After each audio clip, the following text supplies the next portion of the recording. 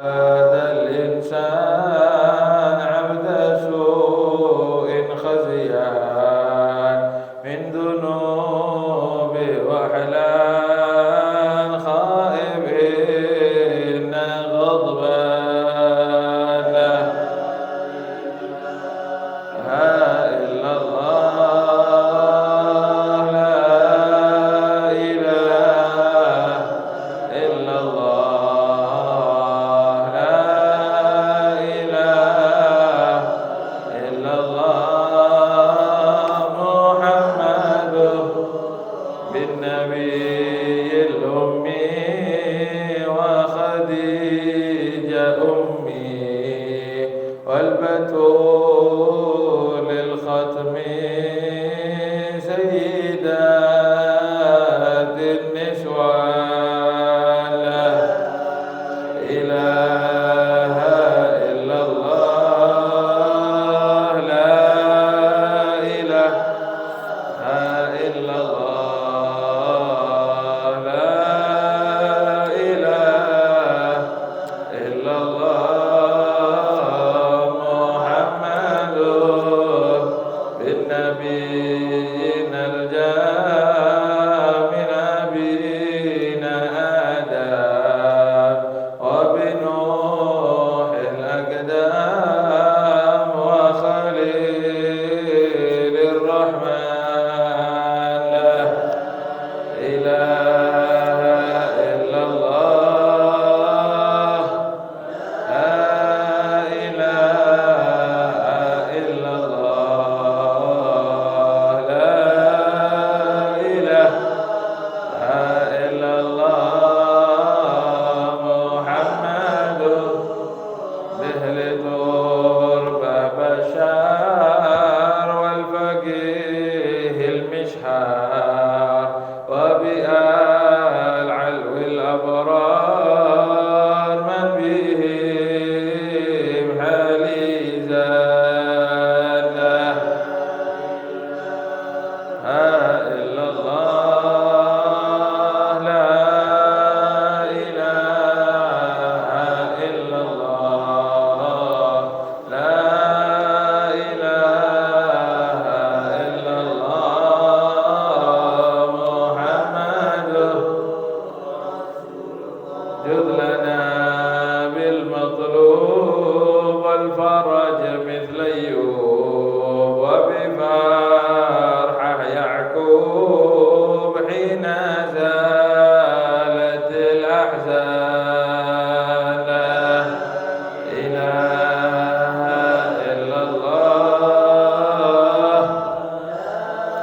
إله إلا الله لا إله إلا الله محمد الصلاة الدائم على النبي بن هاشم عدمان هو قائم بالعبادة سهرا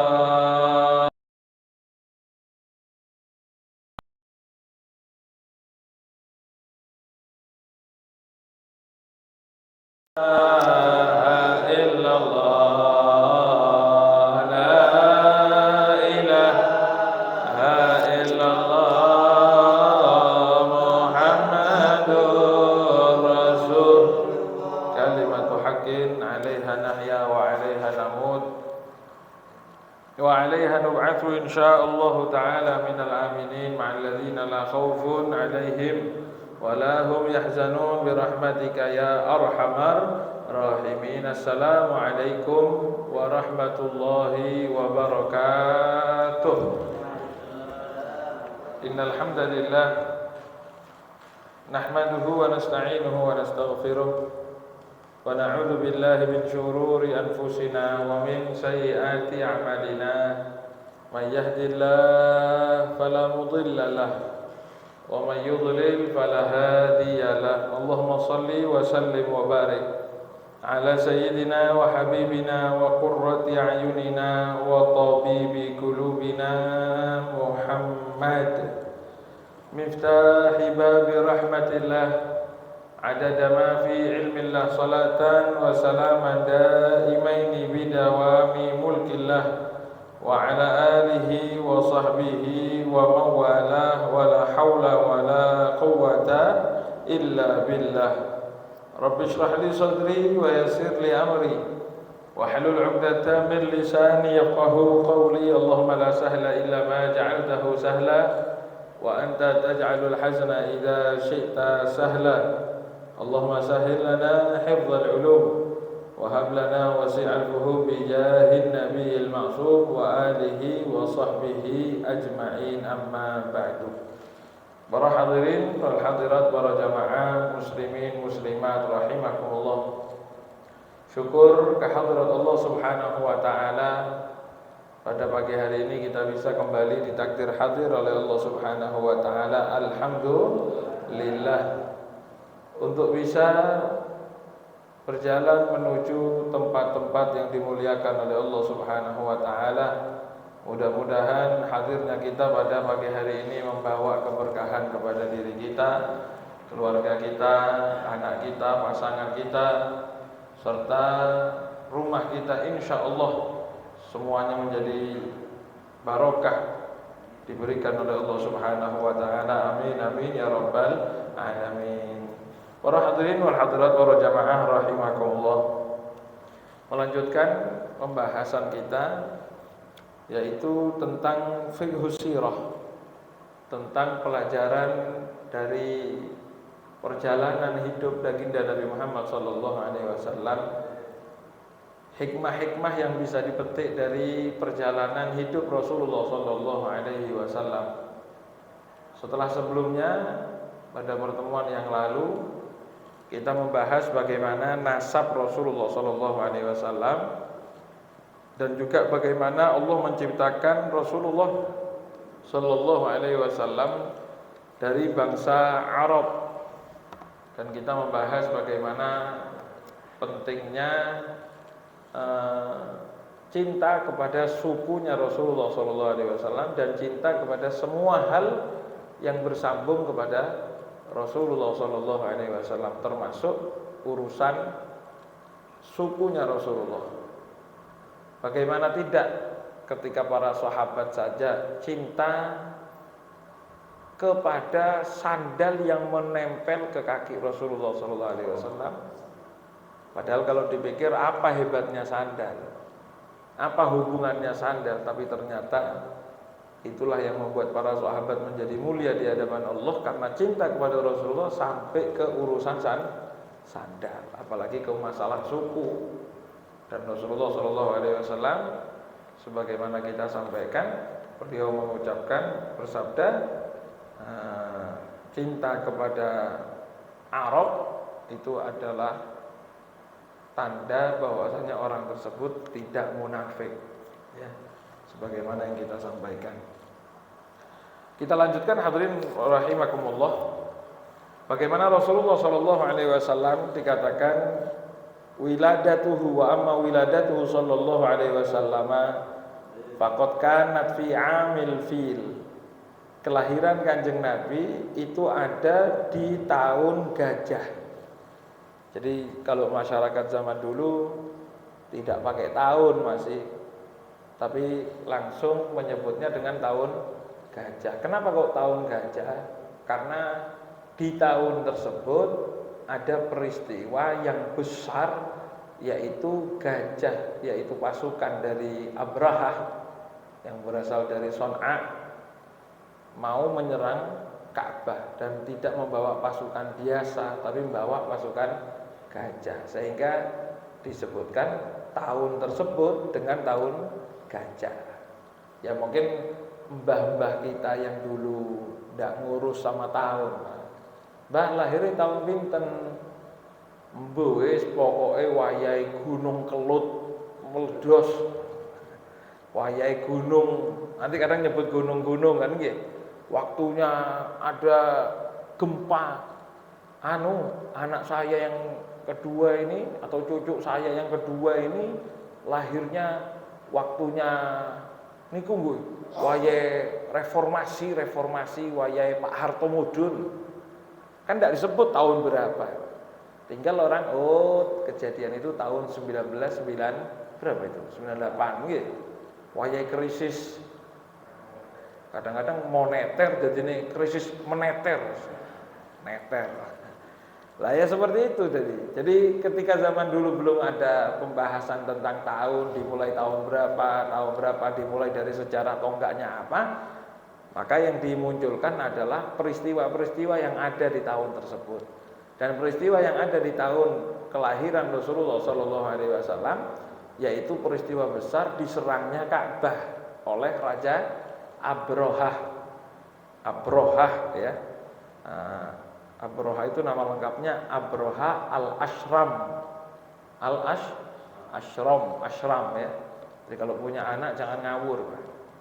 Wah, ini Ashram modelnya asik Ashram. Akhirnya kayak Abroha yang nyerang Ka'bah. Jadi dilihat dulu artinya. Jangan asal pokoknya ada di, tapi kan ada di Quran, Beb. Ya Mesya Fir'aun nang Al-Qur'an ono. Ya, jadi jangan asal-asalan walaupun di Al-Qur'an. Singkat cerita hadirin rahimakumullah, Kanjeng Nabi dilahirkan di tahun tersebut.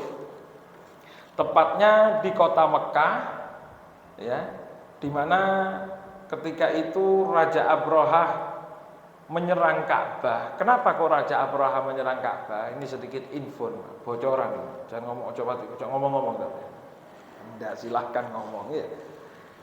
Karena Abrohah ini satu raja besar di negeri Son'a, di Yaman. Ya, Yaman Utara, Son'a tempatnya, yang sekarang jadi ibu kotanya Yaman. Raja Abrohah ini tidak senang Pak, karena kekuasaannya di Jazirah Arab kalah dengan bagaimana orang mengagungkan Ka'bah. Jadi dia berpikir, kenapa sih orang-orang ini mulai dulu Ka'bah. Mesti orang zaman jahiliyah itu ya Ka'bah. Meskipun cara penyembahannya nanti itu sudah aneh-aneh, tapi tetap Ka'bahnya dimuliakan. Sehingga Abroha ini mau bikin Ka'bah saingan. Jadi biar orang-orang itu haji ke sana, kalaupun kepingin tawaf ke sana jadi tempat suci. Bikin Ka'bah bagus, besar, hebat. Bahkan peninggalannya itu masih ada sampai sekarang di Son'a. Abroha bikin Ka'bah, tapi tidak ada yang hadir, tidak ada yang tawaf, payu, tidak laku sama sekali. Sehingga Abraham mikir ini satu-satunya jalan kalau biar laku, biar Ka'bah saya rame, Ka'bah aslinya harus dihancurkan, diserang, ini sudah dihancurkan, nanti orang-orang pindah.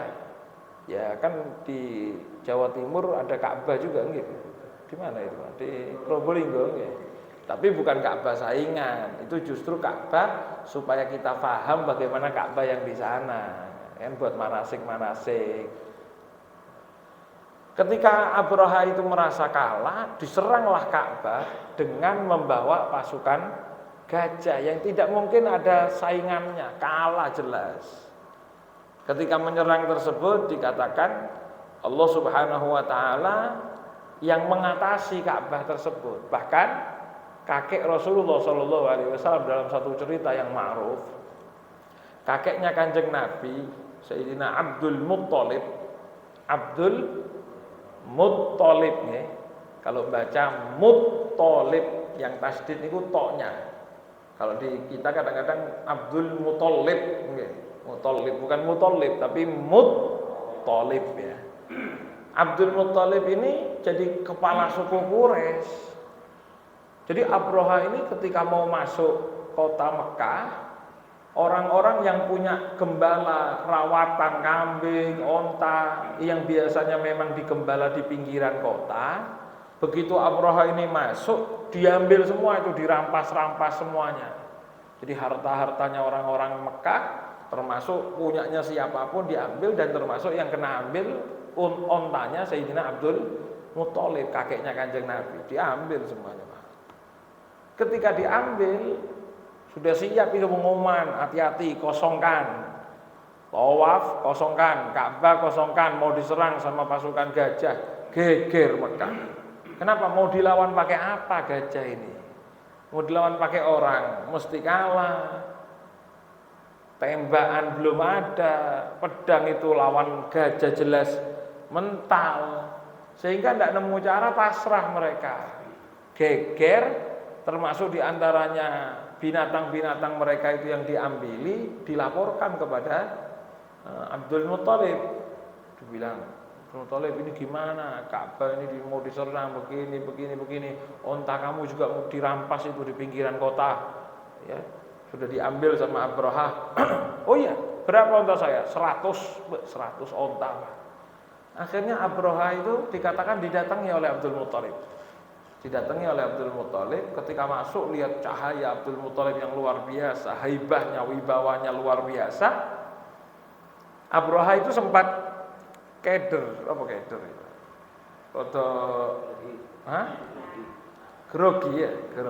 Grogi. Dipikir ini mau melobi masalah penyerangan Ka'bah. Ternyata Sayyidina Abdul Muthalib ini ngomong begini, Abrahah, mana onta saya yang kamu ambil? Akhirnya Abrahah ini bingung. Woi Abdul Muthalib, kamu itu kepala suku. Ka'bahnya mau diserang, tempatnya orang yang datangan haji, tawaf mulai zaman dulu, yang tempat mulia mau diserang. Saya pikir kamu kesini ini untuk urusan Ka'bah. Lah kok daya urusan unta lagi apa? Kamu ini mau diserang Ka'bahnya. Lah kok kamu masih mikiri onta ini gimana? Malah tanya onta saya mana yang 100 itu yang kamu ambil. Apa jawaban Abrahah? Jawaban Sayyidina Abdul Muthalib. Ini yang dikatakan oleh ulama, makanya kakek-kakek dan mbah-mbahnya Kanjeng Nabi itu adalah orang-orang yang beriman, memiliki keyakinan hebat kepada Allah. Apa katanya Sayyidina Abdul Muthalib? Beliau mengatakan begini, ana rabbul ibili walil ka'bati rabbun yahmiha. Ya, walil baiti rabbun yahmihi. Beliau mengatakan begini, saya ini rabbul ibil. Rabbun itu artinya bisa Tuhan, bisa pemilik. Saya ini pemilik onta. Sedangkan Ka'bah punya Tuhan sendiri, punya pemilik sendiri yang akan melindunginya, tidak butuh saya. Kamu mau nyerang Ka'bah, urusannya mboten sampai kula. Bukan sama saya urusannya, urusan dewek, urusan sendiri sama yang punya Ka'bah. Kalau saya tidak ngambil onta saya, hilang onta saya. Perkara Ka'bah, urusan sampai yang monggo pun lawanan kono. Kaget Abrahah. Oh ya Tuhan yang melindungi. Iya, Tuhan yang ngasih makan kita itu yang melindungi Ka'bah. Urusan dewek. Kamu tidak nyusun kekuatan untuk melawan? Hendak, hengusah, babalomo. Ini kan kalau bukan orang yang mantep, Pak, yang mantep kepada Allah, tidak mungkin bisa ngomong begitu kan ya. Kalau sampai gitu, sampai disebutkan sebuah hadis dari Rasulullah SAW. Contoh saja nih ya. Siapa yang membaca ayat kursi pagi-pagi, subuh-subuh baca ayat kursi, dilindungi oleh Allah Subhanahu wa taala hari itu sampai siang atau sampai sore. Dari kemalingan, dari kebakaran, dari hal-hal yang tidak baik. Percaya apa tidak? Percaya apa tidak? Percaya kan? Yakin? Percayanya mantep 100% atau 50% tergantung kondisi. Oh mantep ya, insya Allah Kanjeng Nabi nih ingkang dawuh. Ya coba. Andai kata Pak ada kebakaran, tonggo 2 rumah dari rumah jenengan ternyata sudah kelalap api rumahnya, naudzubillah min dzalik ya, mudah-mudahan diselamatkan oleh Allah. Andai kata ada kebakaran, kira-kira jenengan kabur menyelamatkan harta yang ada di rumah, apa santai tenang insya Allah saya tadi sudah mau ayat kursi. Ada yang berani ngomong begitu? Itu padahal janji, karena kita kan tidak pasti punya kemantepan yang seperti itu ya, walaupun tetap ikhtiar harus. Bukan berarti biar sudah, enggak. Ikhtiar harus, tapi kemantepan hati ini yang mahal. Kemantepan hati itu yang luar biasa dan itu ditunjukkan oleh wali-walinya Allah. Ada salah seorang wali namanya Sri As-Sakoti. Imam Sri As-Sakoti. Imam Sri As-Sakoti itu pernah ibadah di masjid, Pak. Wiritan. Oh, masyarakat geger. Weh, bakaran. Beliau tetap ibadah, wiritan. Sampai orang-orang datang ke masjid, Imam Sri, Sakti, Pak, ayo, itu rumah samping jenengan sudah dilalap api nih 2 rumah. Kari habis gini sampingnya iso rumah jenengan kena sebentar lagi. Ya tenono. Selesaikan wiridannya. Kalau kita kan mencolot, Pak. Diselesaikan wiridannya, kemudian datang dengan santainya ke depan rumahnya ngomong begini, la ilaha illallah. Mandek api ini, berhenti. Rumah beliau aman, tidak kesentuh api sama sekali. Kenapa? Karena ketika ditanya kenapa? Lah saya mulai pagi maca la ilaha illallah, mosok disia-siakan sama Gusti Allah. Saya baca la ilaha illallah, rumah saya tidak direken sama Gusti Allah. Mustahil. Jangan coba-coba Pak nih. Kalau tidak punya keyakinan mantap seperti itu, jangan coba-coba.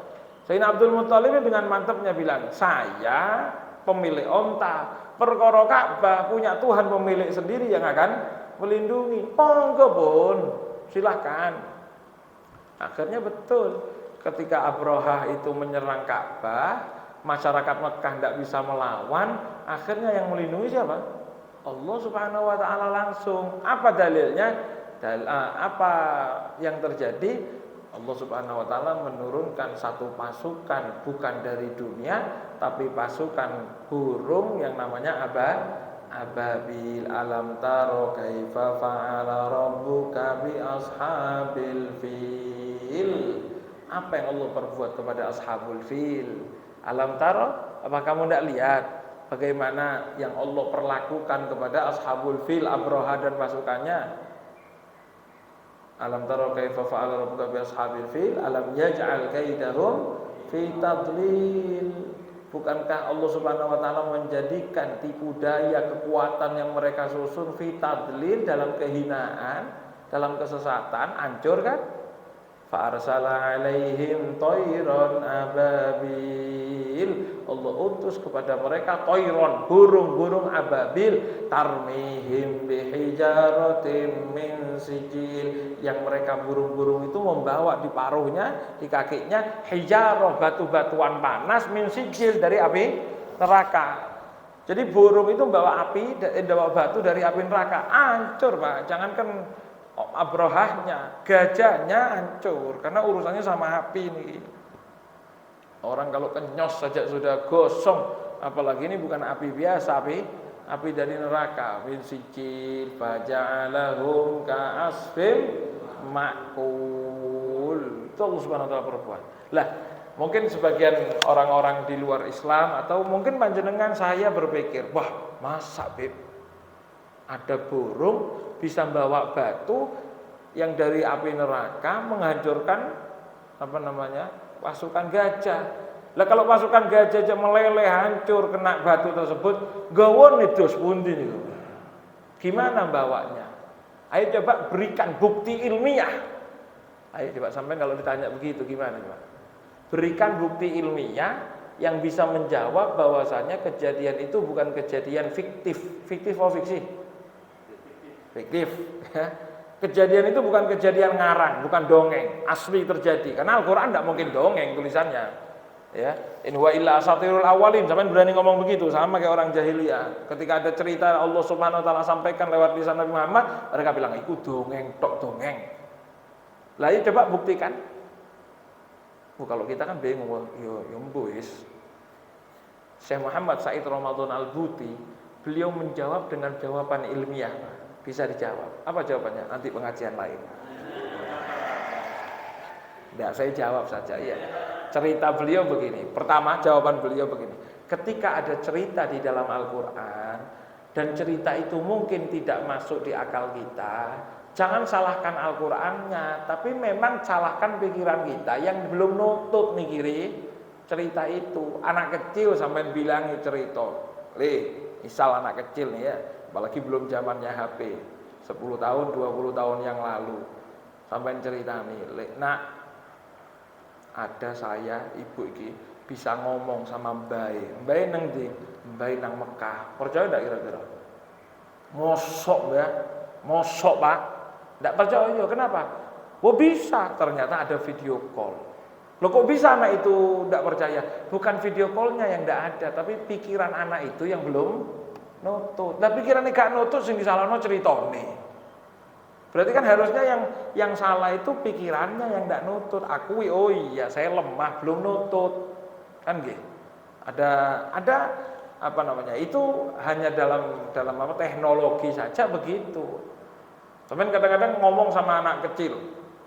Ada atau anak SD, cairan itu yang putih dicampur putih, moro-moro berubah jadi biru. Kan ada ya dalam kimia kan ada gitu-gitu. Apa namanya? Cairan-cairan yang putih ketika dicampur sesama putih tiba-tiba berubah jadi merah jadi biru. Mungkin pikiran kita makin halah dia no putih campur putih jadi biru. Ada enggak ternyata? Ada, bukan dongeng, cerita asli. Cuma ketika pikiran kita enggak nutut, jangan nyalahkan ceritanya. Oh, mungkin saya enggak bisa mikir masih. Sudah gitu saja. Itu jawaban beliau pertama. Yang kedua, ini ilmiah Pak. Andai kata dibuktikan itu betul, cocok itu jawaban. Jadi kadang-kadang ilmiah itu tidak perlu dibuktikan dengan harus buktinya, tapi ini loh, begini cara jawabnya. Beliau diantaranya ngomong begini, Pak. Rasulullah Shallallahu Alaihi Wasallam 1400 tahun yang lalu telah kowar-kowar, mungkin bahasa kita begitu ya. Rasulullah Shallallahu Alaihi Wasallam itu sudah menyebarluaskan tentang cerita Ashabul Fil ini. Cerita itu Rasulullah SAW sebarkan dengan ayat alam taro kaifa fa'ala rabbuka bi ashabil fil. Itu Kanjeng Nabi sebarkan. Dan ketika Kanjeng Nabi itu menyebarkan, orang-orang kafir Quraisy, dan itu ayat itu diturunkan oleh Allah Subhanahu wa taala. Saya cek lagi seperti gitu ya. Kalau tidak salah, surat Al-Fil itu Makkiyah. Surat Al-Fil itu apa namanya? Diturunkan di kota Mekah. Alam taro kaifa fa'ala rabbuka bi ashabil fil. Itu di surat Mekah. Di surat yang diturunkan di kota Mekah. Kemudian Makkiyah, betul. Memang di surat ini diturunkan di kota Mekah. Berarti kan Kanjeng Nabi sudah menyampaikan cerita tentang Ashabul Fil di mana? Di Mekah. Itu ketika Kanjeng Nabi menyampaikan di kota Mekah, sudah menyebar surat Al-Fil itu, sudah didengar oleh Abu Jahal, Abu Lahab, Umayyah bin Khalaf, dedengkot-dedengkot musuhnya Kanjeng Nabi, itu semua sudah dengar. Sekarang kira-kira kalau Kanjeng Nabi ngapus, apa ndak geger Mekah ketika itu? Geger ndak? Wong menyampaikan kebenaran saja, Kanjeng Nabi dilawan. Menyampaikan yang betul, Kanjeng Nabi itu dilokno. Oh sahirun, kadzab, penyihir, orang gila, pembohong. Lah andai kata Kanjeng Nabi itu menyampaikan alam taro kaifa rabbi asambi alam apa? Fa arsala alaihim tayran ababil. Kira-kira Abu Jahal dengar enggak? Apalagi cerita geger kan, cerita besar. Kalau itu cerita bohong, Abu Jahal dan orang-orang yang lainnya itu kira-kira protes apa enggak? Protes, pasti dihina sudah Kanjeng Nabi itu. Pasti keluar syair-syair ngenyek Kanjeng Nabi yang ngomong ada ababil, ada pasukan gajah dan lain sebagainya, yang sampai tarmihim bihijaratin min sijil. Tapi ternyata sejarah membuktikan tidak ada satupun syair ataupun ucapan yang terkenal dari jahiliyah yang protes kepada cerita itu. Jadi tidak perlu dijawab, jawabannya bagaimana? Abu Jahal yang protes kok sampean protes. Itu jawaban, Pak, betul nggih? Lah kalau misalnya sampean cerita nang Bunga Residen di sini, baru sampean datang ke sini, hidup 1 tahun, terus sampean ngomong begini, yang hidup berapa tahun? Jenengan berapa tahun, Pak? 1 tahun setengah. 1 tahun setengah. Mas Kika berapa tahun? 11 tahun di sini ya, di Bunga Residen. Jenengan sinten? Mas Jeffrey, 1 tahun setengah. Mas Jeffrey terus moro-moro ngomong cerita. Sampean ngerti, 2 tahun yang lalu di Bunga Residen nih pernah ada meteor jatuh jebiar kok di luar biasa. Saya mau tanya, kira-kira Mas GK guyu enggak? Kan tinggal ngomong, "Gubab." Masa ono isun 11 tahun nang kene, Le. Saya 11 tahun di sini. Meteor. Anaknya meteor enggak ono? Kan kita tinggal jawab begitu saja, Pak. Dan itu cerita yang, meteor, geger, yang tinggal di Bunga Residen sudah lebih dari 2 tahun, pasti ngomong, ndak ada, bohong, ngapus, gubab, hoak, mesti bilang begitu. Dan jawaban itu pasti disebutkan. Lah sekarang pertanyaannya, ini kan cerita saja, Mas. Ndak mungkin, saya yakin ndak mungkin Mas Jeffrey ngarang ono meteor itu ndak kira. Ya. Ya minimal kalau ndak kira ndak berani lah.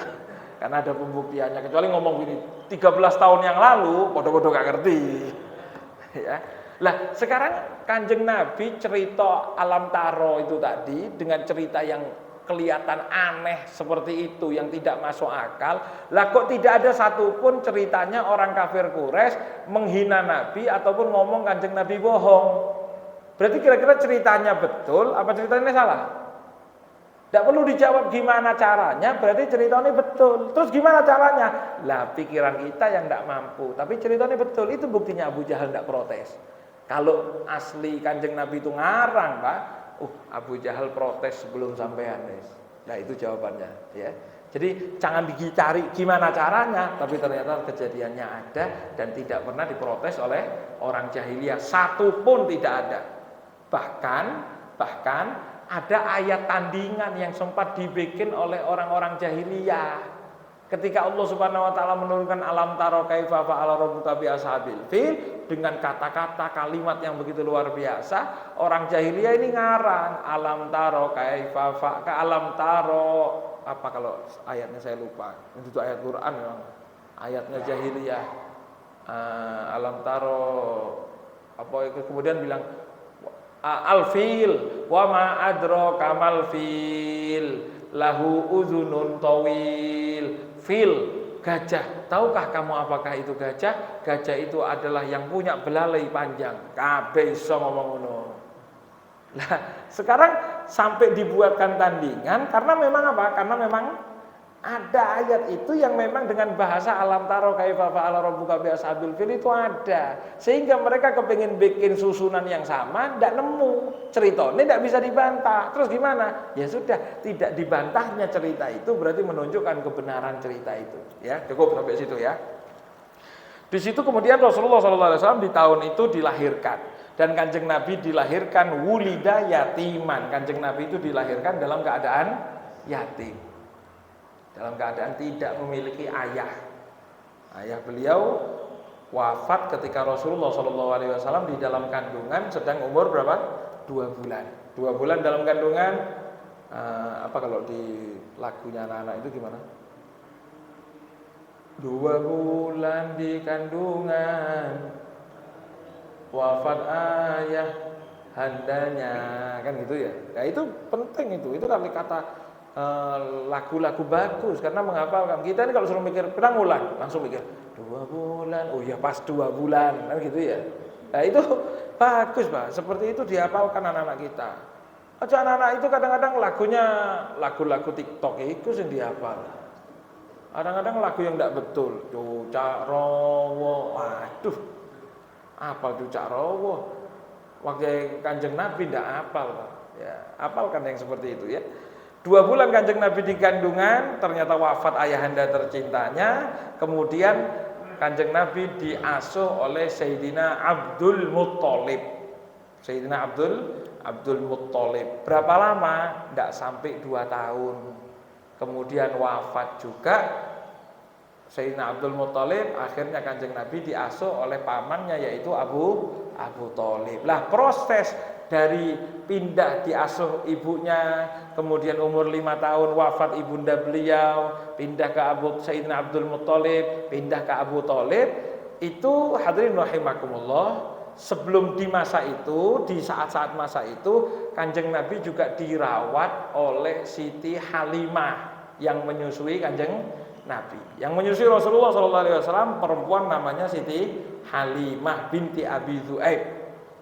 Siti Halimah As-Sa'diyah ini merawat Kanjeng Nabi, dibawa ke kampungnya. Karena dikatakan orang dulu, orang Mekah kalau punya anak kecil, anak bayi, dirawatkan ke orang desa supaya pertumbuhannya ini lebih bagus. Karena masih steril, bahasanya masih fasih. Kalau Arab ini Arabnya bagus, fasih. Kadang wong using ku using deles gitu. Punya anak kepingin usingil deles, delen kemiren. Nah kan begitu, sama orang Arab itu ketika punya anak, kepingin bahasa Arabnya tidak terganggu dengan kedatangan eksodus orang-orang luar, mereka naruh anaknya di desa-desa, termasuk Kanjeng Nabi ditaruh di tempatnya Siti Halimah. Lah, hadirin rahimakumullah, di dalam jalan hidup Kanjeng Nabi yang ternyata dibuat oleh Allah Subhanahu wa taala, wafat ayahnya sehingga Kanjeng Nabi itu hidup dalam keadaan yatim. 5 tahun berjalan, ibunda beliau wafat.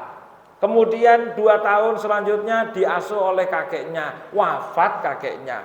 Kemudian diasuh setelah Kanjeng Nabi agak dewasa, diasuh oleh pamannya. Pamannya dalam riwayat tidak masuk Islam. Sayyidina Abu Thalib itu tidak masuk Islam, walaupun beriman sama Kanjeng Nabi. Ya kemudian nanti dibahas masalah imannya ini bermanfaat enggak kalau beliau tidak masuk Islam. Ya. Nah, tapi secara dohir yang kita lihat bagaimana? Meninggal dalam masa yang tidak akan berpengaruh banyak pada Rasulullah. Karena masanya cuma ibunda beliau 5 tahun mulai dari bayinya. Kemudian Siti Halimah ngerawat pulang pergi Mekah sama kampungnya hanya 2 kali pulang. Kemudian Sayyidina Abdul Muttalib 2 tahun saja. Kemudian Abu Thalib berapa tahun? Bertahun-tahun tapi tidak beriman, tidak Islam kan ya, tidak satu jalur pikiran kan berarti. Nah, subhanallah hadirin rahimakumullah. Keadaan yatimnya Kanjeng Nabi ini menunjukkan hikmah yang besar. Kenapa Kanjeng Nabi itu tidak dibuat ayahnya hidup gitu saja sampai Kanjeng Nabi dewasa jadi Nabi, kan bangga punya anak jadi Nabi. Subhanallah, di antara hikmahnya kenapa Kanjeng Nabi dibuat seperti itu dikatakan ya, agar tidak ada orang-orang yang mau membatalkan kehebatan Islam ini tinggal ngomong, walah iku ajarane bapak iku. Saking didikan bapaknya kepengin jadi wong hebat, akhirnya anaknya diomongi macam-macam, kongkon jadi nabi atau dididik begini, dididik begitu. Tidak ada, Pak. Jadi kalau Kanjeng Nabi tanya, dididik siapa?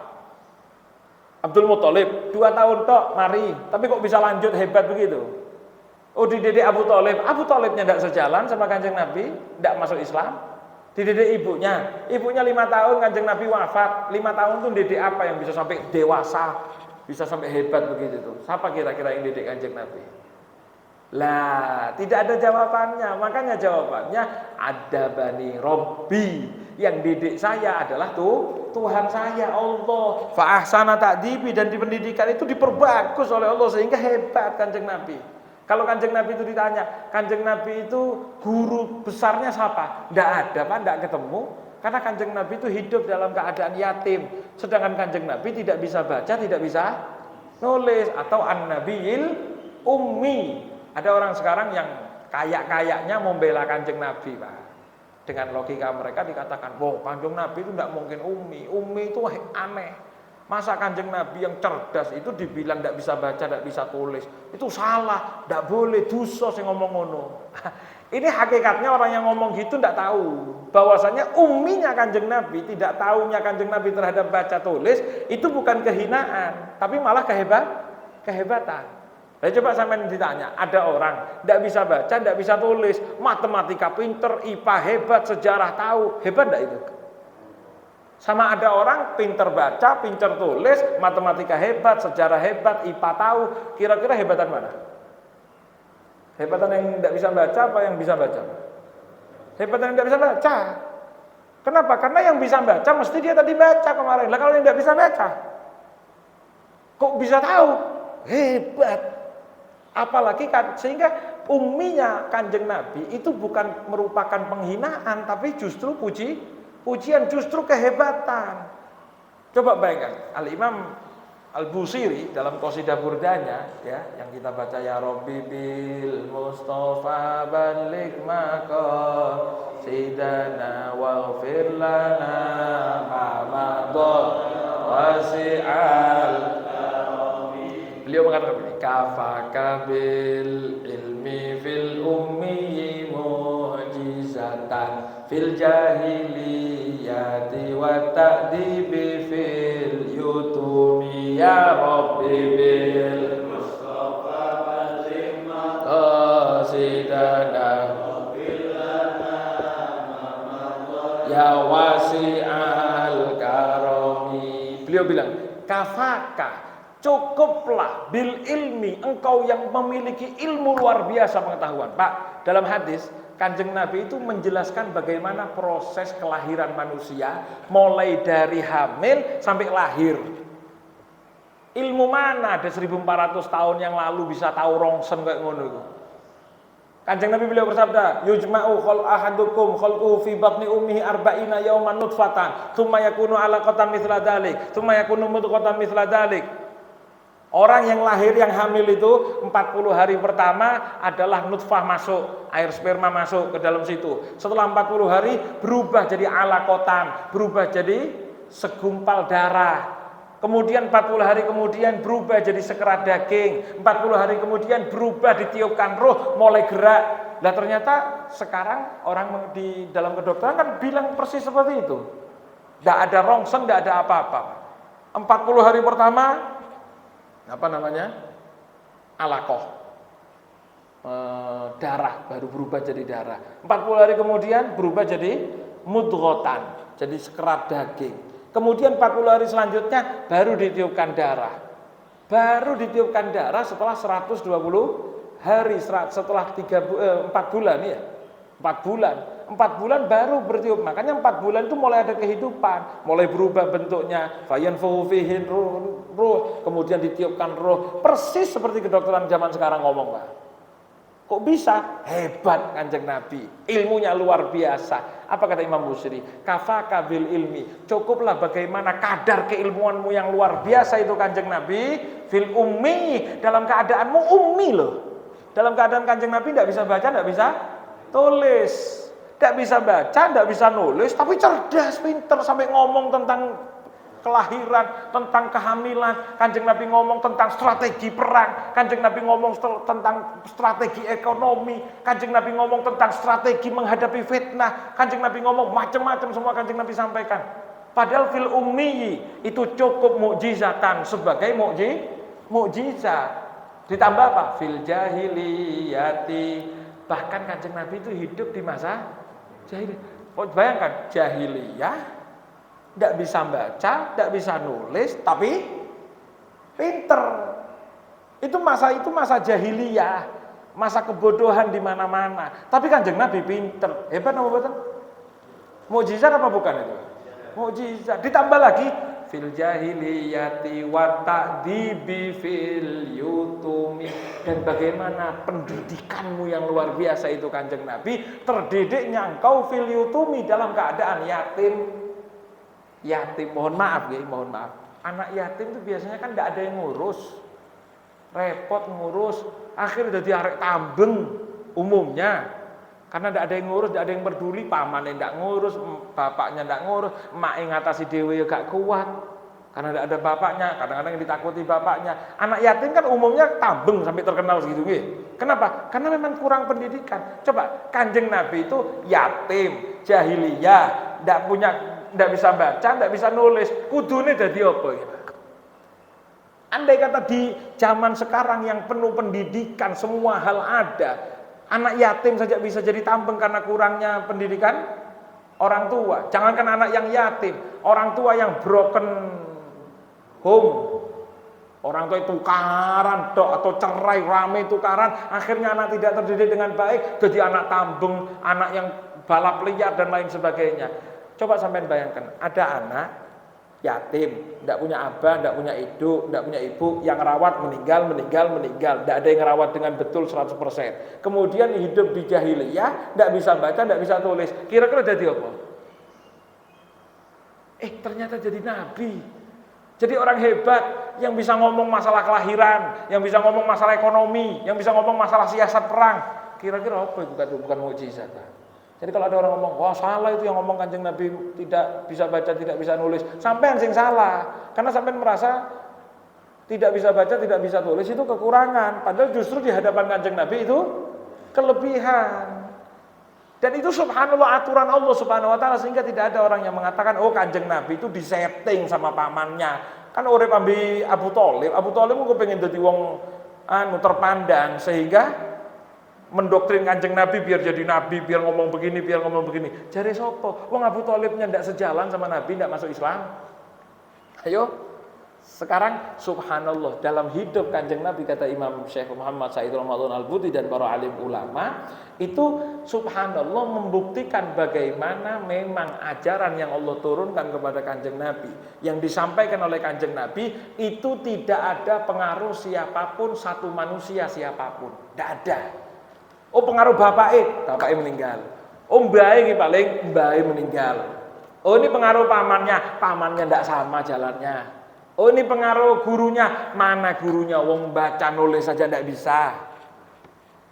Jadi tidak bisa andai kata Kanjeng Nabi itu punya bapak, punya ayah yang masih hidup dalam keadaan sehat walafiat sampai Kanjeng Nabi besar, orang mungkin tinggal mengatakan, iku saking ajarane bapak iku, ajarane mbah iku, ajarane paman iku, ajarane Pak Dene iku. Tinggal ngomong begitu toh, Pak. Tapi ternyata tidak bisa, dan itulah jalan hidup Nabi Muhammad sebagai hikmah buat kita. Sallallahu alaihi Muhammad. Itu hikmahnya Allah Subhanahu wa ta'ala, sehingga hal tersebut mengalir dalam hidup Kanjeng Nabi, tidak dimanjakan oleh pengaruh siapapun, tapi jadi orang yang paling berpengaruh karena pendidikannya langsung dari Allah Subhanahu wa ta'ala. Begitu juga hadirin rahimakumullah, Kanjeng Nabi jalan seperti itu berarti tidak mengejar apapun kehebatan. Kalau misalnya mungkin kita ngomong, wah ini demi nama baik keluarga saya, siapa yang mau dibela? Ini memang gak ono kabeh. Tidak perlu. Jadi tidak bisa dibatalkan dengan argumen apapun. Semuanya mental dengan kehidupan Kanjeng Nabi yang ternyata disetting oleh Allah sengaja jadi anak yatim, orang tuanya wafat, kakeknya wafat, ibunya wafat, pamannya bahkan tidak sejalan, tidak masuk Islam, tidak bela Kanjeng Nabi, tidak jadi masuk Islam, walaupun beriman tapi tetap tidak sejalan dengan Islamnya Kanjeng Nabi, sehingga tidak ada orang yang bisa nuding apapun, dan itulah hikmah Allah. Makanya pentingnya belajar sejarah di situ, Pak. Bagaimana ketika kita mungkin akan mikir, wah itu mungkin, tidak bisa ini buktinya, ditambah mantap sama Rasulullah Sallallahu Alaihi Wasallam. Ya, mudah-mudahan ada manfaatnya di sini, ya. Nah, insya Allah kita lanjutkan pada pertemuan berikut. Masih ada nih, ya? Satu kali lagi. Mudik semua sudah. Mudik nang dia. Kita mudik nanti. Jawa Barat, ya. Mudah-mudahan sehat walafiat, yang mudik lancar, ya. Yang tidak mudik ya dirasakan indahnya Banyuwangi, ya. Mudah-mudahan ada manfaatnya, mudah-mudahan barangkali ada kesalahan-kesalahan, ya saling memaafkan, minal aidin wal faizin. Hari kesusul lebaran ini, Pak. Ya masih ada beberapa hari lagi, mari yang tersisa dari Ramadan ini kita manfaatkan dengan sebaik-baiknya, ya. Mohon maaf sebelumnya, ini nasihat buat saya pribadi dan panjenengan semuanya. Mindset kita, jalan pikiran kita ketika menyambut hari-hari terakhir Ramadan, ini silahkan jenengan mikiri kelambi, yang perempuan ibu-ibu mungkin mikiri jajan, silahkan. Tapi jangan jadi fokus utama, itu langsung pikiran lebaran.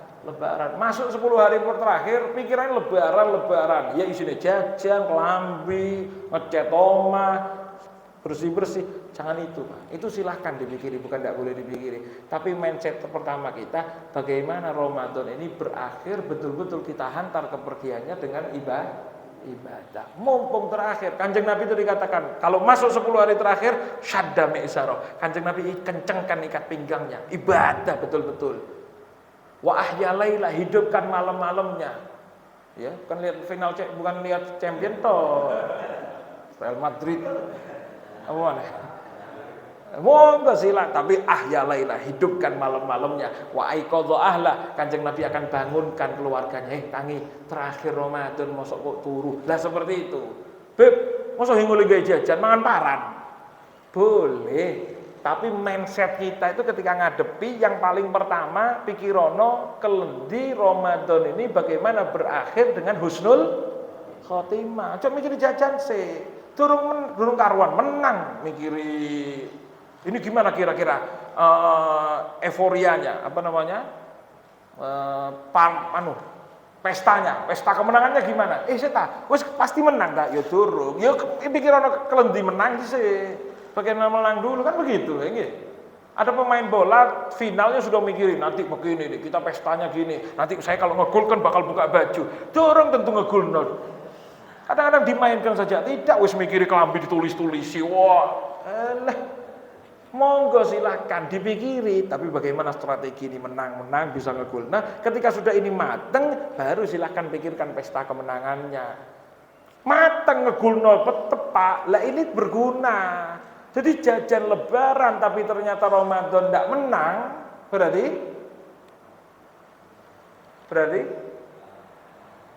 bukan cuma kalah, Pak, ngisin-ngisini. Jajan lebaran wis Masya Allah, kelambi apik, tapi Ramadan koplo, Ramadan lemes, Ramadan ternyata gagal menang. Lah, eman-eman Pak nggih. Ya, jadi mudah-mudahan kita jadi orang yang menang ya. Baru ketika kita ngomong minal aidin wal faizin, apa artinya minal aidin wal faizin? Minal aidin, kita ini termasuk orang-orang yang betul-betul kembali kepada Allah, wal faizin, dan orang yang menang. Heng poso ngomong minal aidin wal faizin, kalah le. Jadi kalau ada yang tidak pati poso, yang tidak betul ibadahnya, terus ngomong minal aidin nggih wal faizin, kalah wal faizin, kene wal faizin. Yang mudah-mudahan jadi betul-betul minal aidin wal faizin. Amin amin ya rabbal alamin. Allahumma hdina bi hudak wa ja'alna min sahari fi ridwan wa la tuwallina waliyan siwak wa la taj'alna mimman khalafa amraka wa asad. Wa hasbunallahu wa ni'mal wakil wa la haula wa la quwwata illa billahil aliyil azim. Wa sallallahu ala sayyidina Muhammadin wa ala alihi wa sahbihi wa sallam. Walhamdulillahi rabbil alamin bi sirril Fatihah.